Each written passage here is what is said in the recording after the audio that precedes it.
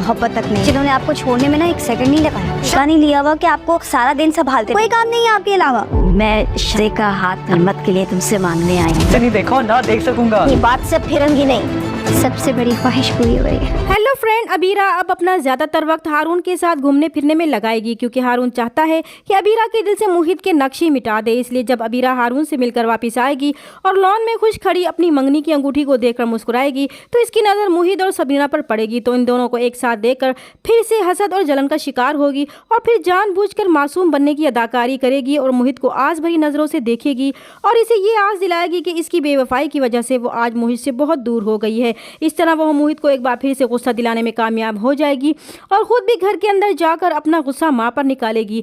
मोहित भी अबीरा को देखेगा तो इसे फिर से खुद पर लगा बेवफाई का इल्जाम याद आएगा, तो वो कमरे में जाएगा और फिर से मायूसी का शिकार हो जाएगा और ट्रीटमेंट करवाने से इनकार कर देगा। इस पर सबरीना को भी गुस्सा आ जाएगा और वो मोहित से नाराज होते हुए कहेगी कि क्या उन्होंने ठेका लिया हुआ है कि इसे सारा दिन संभालते रहे, क्या जिंदगी में उन्हें और कोई काम नहीं इसके अलावा।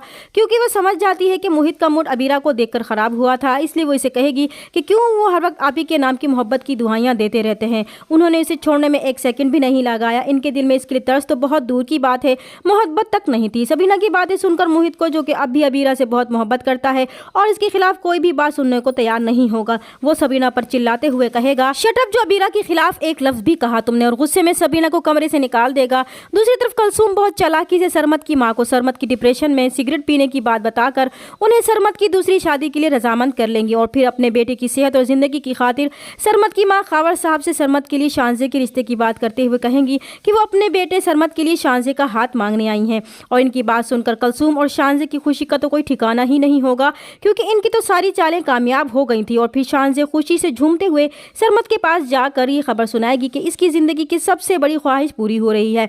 मगर सरमत को शानजे की बात सुनकर कोई खुशी नहीं होगी और वो बेरुखी से मुंह मोड़ लेगा। फिर वो गुस्से में अपनी माँ के पास जाकर इनसे नाराज होगा और कहेगा कि उन्होंने ये क्या कर दिया, बात करने से पहले कम से कम इससे पूछ तो लेती, इसने कभी शानजे को इस नज़र से देखा ही नहीं और ना ही देखेगा।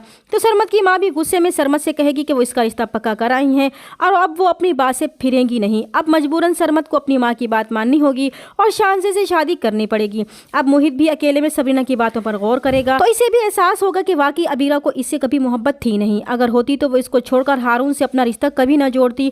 वो ही पागल था जो इससे बेपनाह मोहब्बत करता था और इसके लिए मरा जा रहा था। इस तरह वो फिर से खुद में हिम्मत पैदा करके अपने इलाज पर तवज्जो देगा ताकि इस माजूरी से निजात हासिल कर पाए। चैनल पर नए हैं तो प्लीज चैनल को सब्सक्राइब कर दे। मिलते हैं नेक्स्ट वीडियो में, तब तक के लिए अल्लाह हाफिज।